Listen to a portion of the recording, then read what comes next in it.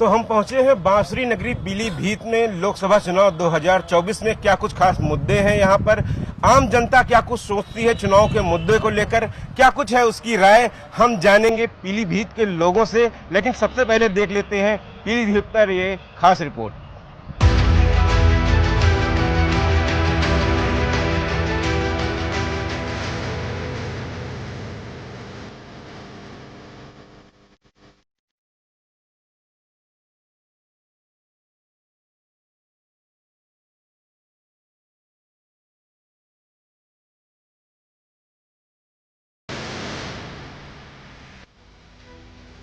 पूरी दुनिया में अपनी बांसुरी की सुरीली आवाज के लिए मशहूर पीलीभीत की फिलहाल सियासी ताक पूरे देश में गूंज रही है। मेनका गांधी के मायके और गढ़ के तौर पर मशहूर पीलीभीत से इस बार न मेनका गांधी सियासी दम भर रही है और न ही उनके बेटे और 2019 में यहाँ से सांसद बने वरुण गांधी। बीजेपी ने यहाँ से यूपी सरकार के कैबिनेट मंत्री जितिन प्रसाद को टिकट दिया है, जबकि समाजवादी पार्टी ने भगवत शरण गंगवार को उतारा है। तो वहीं 2019 में यहाँ से प्रत्याशी नहीं उतारने वाली बीएसपी ने इस बार अनीस अहमद को टिकट दे दिया है। पीलीभीत में मुख्य मुकाबला बीजेपी और समाजवादी पार्टी के बीच माना जा रहा है। पीलीभीत में मतदान 19 अप्रैल को होगा। ये सपा कांग्रेस गठबंधन आपने देखा, उनका घोषणा पत्र तो कहते हैं कि मुस्लिम लीग के आधार पर उनके छाप दिखती है। मुद्दे ही मुद्दे हैं, ये तो जुमलेबाजी के अलावा मोदी का कोई काम तो है नहीं। और चाहे नौजवानों को नौकरी देने की बात हो, किसानों की इनकम 4 गुनी करने की बात हो, सारे मुद्दे इनकी बातें फेल हो गई।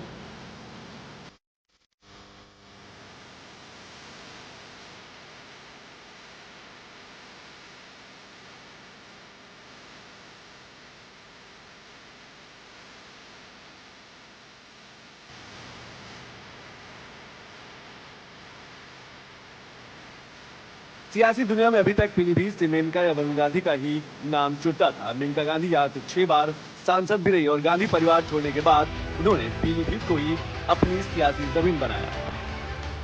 1996 से मेनका गांधी पीलीभीत में कभी चुनाव नहीं हारी। 6 बार मेनका पीलीभीत से जीतकर सांसद बनी। 2009 में वरुण गांधी ने पीलीभीत से सियासी पारी शुरू की और सांसद बनी।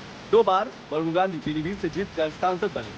35 साल में पहली बार होगा जब मेनका या वरुण पीलीभीत से नहीं लड़ेंगे।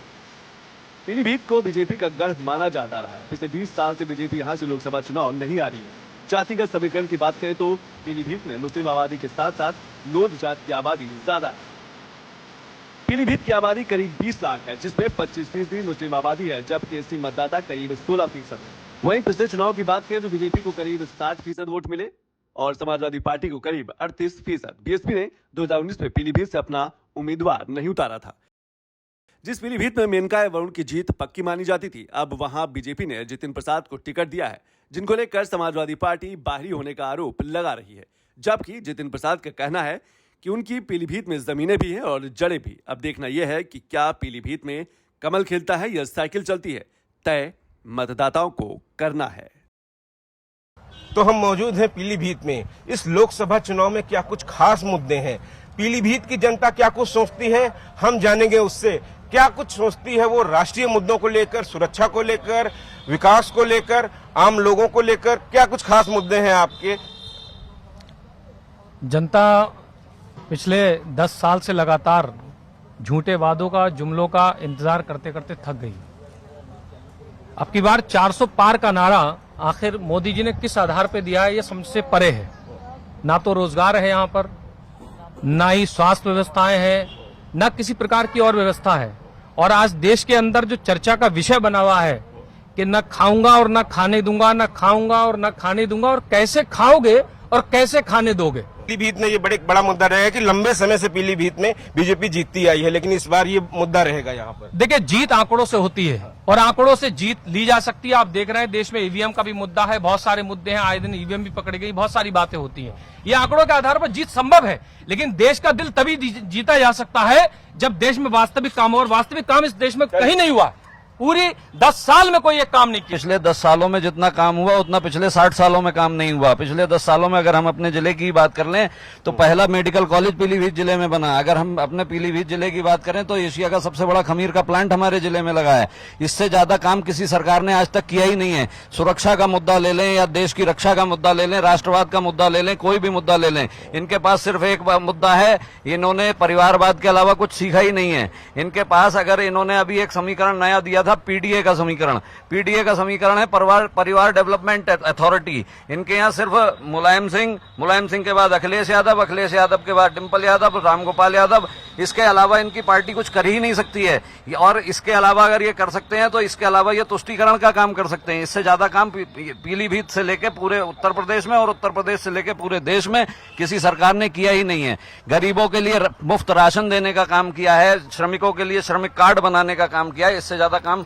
और इसके अलावा भी भारतीय जनता पार्टी की सरकार मोदी की गारंटी के रूप में अगले 10 सालों का खाका 2047 में विकसित राष्ट्र बनाने का खाका लेके चल रही है। इस बार लग रहा है कि जो बाकी दल है उनको लग रहा है बदलाव की आस आएगी यहाँ पर। बिल्कुल आएगी आस, इस बार परिवर्तन होगा। देखिए आप एक चीज समझ लीजिए, बदलाव होगा क्योंकि अंधेरा सदा के लिए नहीं होता है। कभी एक उजाले की रोशनी की किरण ऐसी आती है उस अंधेरे को चीर के सुबह कर देती। देश के अंदर देश के प्रधानमंत्री जो गरीब से लेके अमीर तक का ध्यान रखते हैं। यहाँ की जनता बहुत जागरूक है। यहाँ की जनता ये नहीं देखती है कि मेरा व्यक्तिगत काम किया हुआ, क्योंकि पहले की पूर्ववर्ती सरकार थी वो व्यक्तिगत कार्य के लिए रहती थी अपने। आज के समय में यहाँ पीलीभीत की जनता नरेंद्र मोदी जी पर विश्वास रखते हुए वो 400 पार वाला नारा के लिए अभी जो कह रहे थे ना, ये वो भी पार होने वाला है। कारण ये है कि गरीब का भी कल्याण, वो हमारे भाई अभी कह रहे थे कि गरीब को राशन भी मिल रहा है और अमीर के लिए भी सारी सुविधाएं मिल रही है। देश की जीडीपी आज के समय में, आज देश से बढ़ के कुछ नहीं है।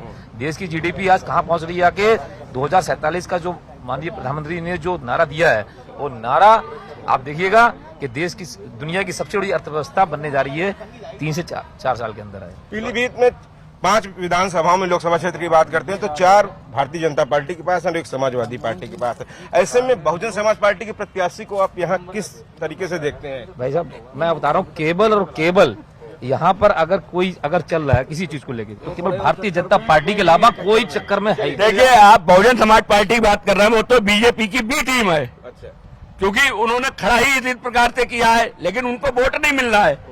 ये बात निश्चित है बीजेपी की। कल तो आकाश आनंद बड़ी बड़ी बातें कर रहे थे। बहुत सही बोल रहे हैं, अच्छी बात है। आकाश आनंद यहीं बगल में नगीना में आए थे, चुनाव प्रचार शुरू किया। वो कह रहे थे बहुजन समाज पार्टी तो ज्यादा मजबूती से लड़ रही है। नहीं, बहुजन समाज पार्टी नहीं लड़ रही है। बहुजन समाज पार्टी का तो जब तक बचे हुए हैं कि उनके पास ईडी ना पहुंच जाए या कुछ हो जाए, लेकिन वो जो है अपनी बचाए पहले अपना। उसके अलावा ईडी का दुरुपयोग जो है किस दुरुपयोग नहीं, मैं जो कह रहा हूँ मेरी बात सुनिए। इतना बड़ा भ्रष्टाचार बीएसपी में हुआ, इतना बड़ा भ्रष्टाचार बीएसपी में हुआ, तब उसके कारण जो चुप है, वरना मायावती चुप रहती। उनका वोट बैंक ही खसक गया है। अच्छे काम बुरे काम सब गिनवाने की बात मोदी सरकार ने की थी। कुल 5 साल में कहा था कि 100 स्मार्ट सिटी बनेंगे। मुझे तो नहीं लगता 100 स्मार्ट सिटी बने नहीं। दूसरा उन्होंने कहा था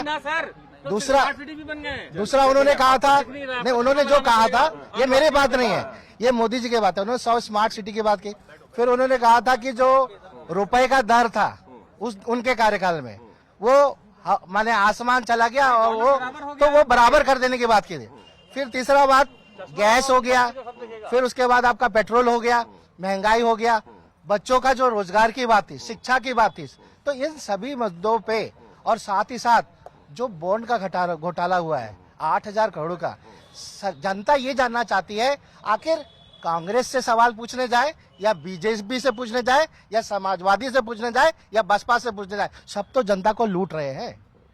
सवाल इस बात का है क्या आज से 50 साल पहले भी जनता को इसी प्रकार लूटा जा रहा था और ये क्या आज खुलासा हुआ कि ऐसे ही लूटा जाएगा? ये घबराए हुए हैं, ये इनकी हताशा बोल रही है, ये हमारे प्रधान सेवक की पॉपुलैरिटी बोल रही है, जिसकी वजह से ये घबराए हुए हैं। उनके सिर्फ आने की खबर से इनके हौसले पसते हैं। जिस दिन 19 तारीख को वोट पड़ेंगे उस दिन इनके हाल बिल्कुल, ये कहते हैं ना ईवीएम का रोना, ये इसीलिए रोते हैं क्योंकि हम 5 साल जनता के बीच में रह के काम करते हैं और ये जब चुनाव आता है उसके समय ईवीएम का रोना रोते हैं। मैं पीलीभीत की बेटी सरोज सरगम, सभी को मेरा प्रणाम।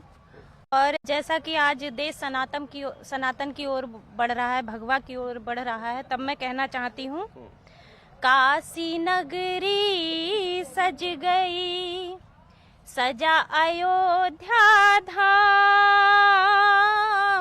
हर हर बम बम बोलिए, बोलिए श्री राम, बोलिए श्री राम। और पूरा देश राममय हो गया है। राम के चरणों में भी कुछ पंक्तियां समर्पित करती हूँ। राम में है राम, राम चित्त को संभाल लेना, आज के समय के सुनो उद्गार राम है। राम में समाया सारा विश्व जान लेना आप, राम संस्कार कल्पना विचार राम है। मंद बुद्धि अर्थहीन ढूंढ रहे राम जी को, मंद बुद्धि अर्थहीन ढूंढ रहे राम जी को, उनके प्रमाण पत्र का प्रचार राम है। पत्थर भी तर गए जिन राम नाम से ही, ऐसे भगवान राम निर्विकार राम है। पत्थर भी तर गए जिन राम नाम से ही, ऐसे भगवान राम निर्विकार राम है। और मैं युवा हूँ तो युवाओं की बात करूंगी, नारी के सम्मान की बात करती हूँ, रोजगार की बात करती हूँ। कहना चाहती हूँ, अपना सम्मान बचाने के लिए वोट करो, अपने अधिकार को पाने के लिए वोट करो। झूठे वादों के मुंह पे अब की चलो चोट करें, झूठे वादों के मुंह पे अब की चलो चोट करें। 19 तारीख नहीं भूलना है, वोट करो। तो बिल्कुल 19 तारीख को यहाँ पहले चरण में मतदान होना है और इनकी जो अपील है कि सभी लोग वोट करें। हमारी भी अपील है आप लोगों से कि अपने मत का जरूर प्रयोग करें और वोट जरूर करें। पीलीभीत के मेरे नजर में, मैं एक सोशल वर्कर भी हूँ, यहाँ पर 2 महत्वपूर्ण विषय हैं। एक तो सबसे महत्वपूर्ण विषय है 9 जून 2014 को हमारे यहाँ पीलीभीत टाइगर रिजर्व की स्थापना हुई और 9 जून 2014 से लेकर अब तक 50 इंसानों की मौत हुई और 550 से अधिक बार मानव वन्यजीव संघर्ष की घटनाएं हुई। यदि हम देखते हैं सरकार के आंकड़ों में तो ये 50 मौतों पर हम प्रत्येक नागरिक को 5 लाख रुपए मुआवजा देते हैं, तो ये पूरी रकम 2.5 करोड़ रुपए हो गई। और जबकि NTCA की गाइडलाइन है, नेशनल टाइगर कंजर्वेशन अथॉरिटी, उसने कहा है कि यहाँ पर हमारे यहाँ, जिसे हम नॉर्थ ईस्टर्न का गोवा कहते हैं, चूका स्पॉट, तो NTCA जब मना कर रहा है कि बफर जोन में वो आपने स्थापित कर रखा, तो ये अधिकारी कहीं ना कहीं हमारी सरकार को भ्रमित कर रहे हैं, जिससे कॉन्फ्लिक्ट हमारे यहाँ लगातार मानव वन्यजीव संघर्ष की घटनाएं बढ़ रही हैं। माननीय प्रधानमंत्री जी का जो हेलीपैड बन रहा है मोहनगंज में, तो वहाँ पे भी अभी टाइगर की लोकेशन देखी गई, तो लगातार टाइगर की आवाजाही जो है वो आबादी के क्षेत्र में है, और तो ये प्रमुख समस्या भी है कहीं ना कहीं। और दूसरी समस्या, देश की आज़ादी के 70 साल बाद भी जो पुराने जो भी नेता रहे, जिनकी भी सरकारें रही, मुझे नहीं पता, आज ऐसा भी कोई ग्राउंड नहीं था पीलीभीत में जिसमें प्रधानमंत्री जी की सफल रैली हो पाती। लेकिन कारणवश माननीय प्रधानमंत्री जी की एकमात्र जो यहाँ इंटर कॉलेज है उसमें सफल रैली की जा रही है। तो ये कहीं ना कहीं हमारे 70 सालों का दुष्परिणाम है कि एक ऐसा ग्राउंड भी हमारे पुराने नेताओं ने नहीं यहाँ पर हम लोगों को स्थापित किया कि प्रधानमंत्री की एक सफल रैली हो पाती। बाकी शिक्षा के क्षेत्र में बात करूं तो उपाधि महाविद्यालय है, तमाम सरकारें रहीं, लोकल बॉडी के तमाम नेता भी यहाँ रहे, आज तक देश की आजादी के बाद उस डिग्री कॉलेज में MSc नहीं है। ये बहुत खेद का विषय है। फर्स्ट टाइम वोटर है हमारे साथ, हम फिर सभी के पास जाएंगे, सबसे बात करेंगे, किसी को मतलब निराश नहीं करेंगे। क्या सोचते हैं आप, पहली बार वोट डालने जा रहे हैं, क्या मुद्दे होने चाहिए? मुद्दा सबसे बड़ा यही है, पहले कोई रोड नहीं थी बढ़िया, कोई जब से भारतीय जनता पार्टी बनी तब से कितने बढ़िया रोड हो गए हैं, लाइट की व्यवस्था बढ़िया है और सब बढ़िया है सब कुछ। पहले क्या था, पहले कुछ नहीं था। जो भैया हमारे कोई बोले थे अभी जो रोजगार की बात कर रहे थे, तो पहले कौन सा रोजगार था? अब रोजगार उन्हीं को है जो शिक्षित हैं लोग। वो भाई छोटा है, वो भाई छोटा है, करने वाले उसे वोट तो नहीं दिया गया, लेकिन पहली बार ये पहली बार वोट डालने जा रहे हैं, कम से कम इनको बोलने देंगे, इनकी बात पूरी नहीं होने देंगे आप। नहीं, इनकी बात पूरी नहीं होने देंगे। 1 मिनट, ये पहली बार वोट डालने जा रहा है, ये पहली बार वोट डालने जा रहा है, इसको नहीं बोलने देंगे, नहीं बोलने देंगे, इसको बोलने देंगे। आप बताइए, जरूर सत्यता जाने, लेकिन मैंने तो अपनी जमाने खो दिए। नहीं भैया कह रहे हैं कि पेपर लीक हो जाता है, तो उनके ऊपर कार्रवाई तो हो रही है। गुंडे और माफियाओं को मिट्टी में भैया पहले गुंडागर्दी पहले गुंडागर्दी कितनी थी पहले नहीं पहले गुंडा चाहे सपा हो चाहे कांग्रेस हो कोई सी भी हो गुंडागर्दी कितनी थी पहले रामपुर में बिजली आ रही है यहाँ बिजली नहीं आ रही है ये क्या मतलब हुआ यहाँ आ रही तो हफ्ते में आ रही है ट्रांसफर फूक गया तो महीनों तक पड़ा है कोई सुनवाई नहीं है कुछ नहीं है बीजेपी जब से बीजेपी सरकार आई तब से लाइट जा ही नहीं रही है जितना बढ़िया लाइट मिल रही है सारे रोड स्वच्छ हो गए पीलीभीत के और क्या चाहिए इंसान को कह रहे स्मार्ट सिटी नहीं बन रही है लोग बोले स्मार्ट सिटी कहाँ बनी है नहीं जी पीलीभीत में क्या बड़े मुद्दे रहे? पीलीभीत में कोई भी अब मुद्दा नहीं है। जब से भारतीय जनता पार्टी की सरकार आई है निरंतर जो है हमारे यहाँ एशिया का सबसे बड़ा खमीर प्लांट लग रहा है और स्वास्थ्य सेवा के लिए हमारे यहाँ एम्स मेडिकल कॉलेज जो है बनकर तैयार हो गया है और एक नर्सिंग कॉलेज भी बन रहा है। पेपर लीक की बात करते हैं और ये जो पेपर लीक की बात करते हैं जो कार्रवाई मिट्टी में मिलाने की त्वरित होती है इस गवर्नमेंट में होती है वो पहले कभी नहीं हुई। पहले केवल पुलिस प्रशासन की जो कार्रवाई होती थी एक कबीना मंत्री हुआ करते थे उनकी जो भैंस चोरी होती थी तबेले से एक आईपीएस उनकी भैंसों को ढूंढने जाता था इसी में गर्व महसूस करते थे ये उसमें गर्व महसूस करते थे वो सब होना बंद हो गया है। मैं पीलीभीत के लिए बात करना चाहता हूँ। अभी आपने अपना प्रोग्राम जब स्टार्ट किया तो हमारे बांसुरी वादक गाए थे उन्होंने अच्छी हमारी एक बांसुरी की धुन दी। यहाँ से हमारे यहाँ राम मंदिर में भी बांसुरी गई और भी बड़ी बड़ी जगहों पे बहुत 22 फीट की बांसुरी गई। सबसे बड़ा मुद्दा है यहाँ पर 10 साल से भाजपा की सरकार आप कह रहे हैं 10 साल से हमारे यहाँ सांसद तो सैकड़ों साल से भाजपा के उन्होंने क्या किया हमारे यहाँ बांसुरी उत्पादन के लिए क्या हुआ। अब दूसरे मुद्दे पे मैं ये आता हूँ कि नहीं सुनिए मेरी बात समझ लीजिए मेरी पूरी बात होने दीजिए मेरी पूरी बात करने दीजिए उनका नहीं आप गए आप समझ लीजिए अभी वो यहाँ खड़े में है अभी वो यहाँ खड़े में दूसरा मैं आप मुद्दे पे आ रहा हूँ। मैं जीएसटी का वकील हूँ। आपको मैं जो चीज यहाँ पर कैमरे के सामने बोलना चाह रहा हूँ फैक्ट पे बोलूंगा गलत नहीं बोलूंगा। आप वन नेशन वन टैक्स लेके आए हम व्यापारी थे बहुत सबने उसका समर्थन किया। पूरी मीडिया से गायब है जीएसटी स्कैम हुआ है 30,000 करोड़ से ज्यादा का। आप सर्च कर लीजिएगा मैं गलत नहीं बोल रहा हूँ सब लोग गूगल कर लीजिए अपने मोबाइलों पे। अभी गुजरात में 3,000 फेक फर्में निकली दिल्ली में 2500-2600 फर्में निकली गाजियाबाद में 11,000 फेक फर्में निकली। इन्होंने 11 ये जो फेक फर्में निकल रही है मेरी आपकी आईडी चुरा के निकाल दिया गया और फेक फर्में बना ली गई और उसमें अगर हमने जीएसटी का रजिस्ट्रेशन कराया है हमने उसमें जीएसटी का रजिस्ट्रेशन कराया है मान लीजिए शूज की शॉप पे और उसपे हवाले का पैसा आ रहा है तो ये ब्लैक मनी नहीं है क्या? ये भी तो ब्लैक मनी है। इस पे कार्रवाई क्यों नहीं हो रही है? कहीं हर जगह से गायब है। एक कंपनी है भारत में फ्यूचर गेमिंग उससे सरकार 55 करोड़ रुपया एक दिन में लेती है फिर एक दिन लेती है 55 करोड़ रुपया फिर एक दिन लेती है 55 करोड़ रुपया। तो ये सरकार चंदा ले रही है कौन सी कंपनियों से जो जुआ खिलवा रही है। जिन कंपनियों ने जुआ खिलवाया उससे ये लोग चंदा ले रहे हैं अपने आप को साफ बताते हैं कॉलर इनका साफ बताते हैं। भाई साहब बीजेपी ने विकास करा है जो लोग नहीं कह रहे उन्हें मैं बता दूं कि बरेली से सितारगंज तक का हाईवे किसने बनाया जो बता दें। पीलीभीत से लेके गोला लखीमपुर बैराज तक का हाईवे किसने बनाया। गोंगचाई से लेके बंडा तक के हाईवे किसने बनाए। विकास सड़कों से ही होगा सबसे पहले प्राथमिकता से। दूसरा मुद्दा इन लोगों ने उठाया बेरोजगारी का। बेरोजगारी आदमी के दिमाग में वसी है। कितनी आप लोग मीडिया में कितनी सरकारी नौकरी मिल सकती है भाई साहब? कौन बेरोजगार है एक आदमी बताइए। कोई व्यक्ति जितने यहाँ खड़े हों एक आदमी कहे भैया मैं बेरोजगार हूँ अभी बताइए मैं उसको तुरंत तत्काल प्रभाव से रोजगार देने तैयार हूँ। 5 आदमी मुझे रोजगार पे चाहिए। अगर खाली हेल्पर के लिए जाएगा तो मैं उसे डेली 300 रुपये दूंगा। अगर वो ड्राइविंग पे जाएगा पर डे 1000 रुपये दूंगा। जिसको चाहे बताइए कितने रुपये का उसका रोजगार चाहिए। कैसे आप बेरोजगार लोग बता रहे हैं? आदमी काम ना करना चाहे अपनी गलतियों को दूसरे पे लाद ले और उसको कहे साहब के हम बेरोजगार हैं। हमने देखा पीलीभीत में पहले आते थे रोड बहुत खराब रहती थी अब कुछ उनमें सुधार बहुत अच्छी है और जो हाईवे या तो कुछ बन चुके हैं कुछ तत्काल बन रहे हैं इस समय। हमारे यहाँ 2014 के बाद से बड़ी लाइनें बनी बड़ी लाइन चालू हुई। रही बात भाई साहब ने अभी बहुत सारे लोग बात कर रहे थे कि ईडी का हवाला दे रहे थे। गलत होता वही डरता है ना। आप गलत नहीं आप क्यों डरेंगे? जो गलत होगा वही डरेगा। ये हमेशा से भाजपा का गढ़ रहा है भाजपा का है और भाजपा ही जीतेगी। यहाँ से विपक्ष में कोई नहीं है। यहाँ पीलीभीत से हमारे यहाँ देश में इतनी पार्टियां विपक्ष में हैं। ये लोग कहते हैं ईवीएम मत करते हैं। क्या कोई ऐसा नहीं जो साबित कर सके? चैलेंज किया तो था ईवीएम को गलत साबित करो कोई नहीं कर पाया। क्यों नहीं कर पाया? क्योंकि है ही नहीं। ये सब इनके माइंड में बैठा हुआ है। ये चिढ़ते हैं तो सिर्फ भाजपा से।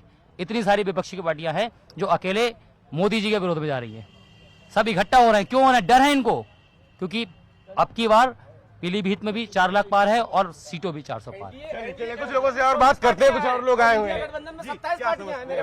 जब चुनाव आया है पीलीभीत की जनता के मन में क्या है? कौन से बड़े देखिए, पीलीभीत एक बहुत प्राचीन शहर है और यहाँ की मूलभूत जो जरूरतें हैं उस पर भारतीय जनता पार्टी काम कर रही है। पिछले जब से हमारी सरकार है तब से बहुत सुधार हुआ है पहले की अपेक्षा। इस जहाँ पर आप ये वीडियो कर रहे हैं, इस नेहरू पार्क में एक समय था कि 6 बजे के बाद महिलाएं आने से डरती थी। आज वो सब बेखौफ होकर रात के 8:30 और 9 बजे तक यहाँ अकेले भ्रमण करती है और जाती है। ये एक सुरक्षा की दृष्टि से फर्क पड़ा है। शिक्षा के क्षेत्र में पीलीभीत बहुत अग्रणी धीरे धीरे होता जा रहा है। वर्तमान में यहाँ तमाम मेडिकल कॉलेज खुलवाए गए हैं, तमाम शिक्षा की सुविधाएं दी गई हैं। इसके अतिरिक्त आधुनिकता के क्षेत्र में भी तमाम काम हुए हैं। देखिए, 2 मुद्दे थे हमारे कि एक तो वुमेन एम्पावरमेंट, वुमेन सेफ्टी और डेवलपमेंट। अगर टेक्निकली देखा जाए भाई, इसी शहर में हम 35 साल के हो गए कि पिछले 5-7 साल में जब भी यहाँ पे मतलब आई है, एक बीजेपी गवर्नमेंट आई है, डेवलपमेंट भी बहुत हुआ है, वुमेन सेफ्टी भी है, वुमेन एम्पावरमेंट भी है। पहले आप देखिए कि आपको एक लोन लेना होता था ना, जरा सा भी 2-3 लाख रुपए का भी, उसके लिए आपको बैंकों के धक्के खाने पड़ते थे। वो कहती थी, बैंक कहती थी कि भाई आप सिक्योरिटी लाओ, ये लाओ। उसके बाद आज की स्थिति ये है कि गवर्नमेंट सिक्योरिटी दे रही है बैंक्स को। गवर्नमेंट कह रही है कि आप लोन दीजिए, व्यापार करने के लिए लोन दीजिए, इसकी जिम्मेवारी हम ले रहे हैं। हमारा भाई साहब खुला समर्थन बीजेपी को है, बीजेपी को जिताना है, ठीक है।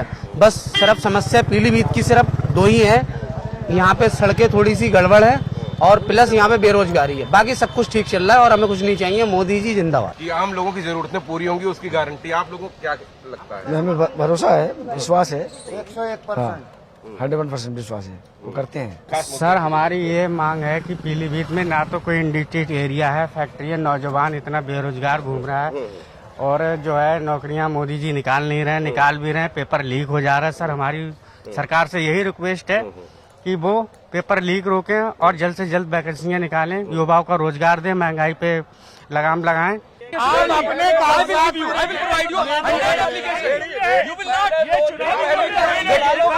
दो करोड़ लोन की गारंटी मोदी की है। चलिए ठीक है। 2 करोड़ देखिए, लोकसभा चुनाव आया है, 19 तारीख को आपके यहाँ वोट है। हम चाहेंगे कि पहले चरण में आपके यहाँ वोट पड़ रहा है तो आप लोग वोट जरूर डालें, ये आपका अधिकार है। ज्यादा से ज्यादा बढ़ चढ़कर सुबह से ही मतदान करें और जलपान बाद में करें, ये बिल्कुल होना चाहिए। क्योंकि चुनाव आया है तो मुद्दे होंगे, राजनीति गर्म होगी। पीलीभीत की जनता की ये थी राय। अब देखना होगा कि किसको है मोदी की गारंटी पे विश्वास या किस किस को है बदलाव की आस। ये तो वोट जनता जनार्दन ही इसका फैसला करेगी और जो ईवीएम में 19 तारीख को इस बार वोट देगी।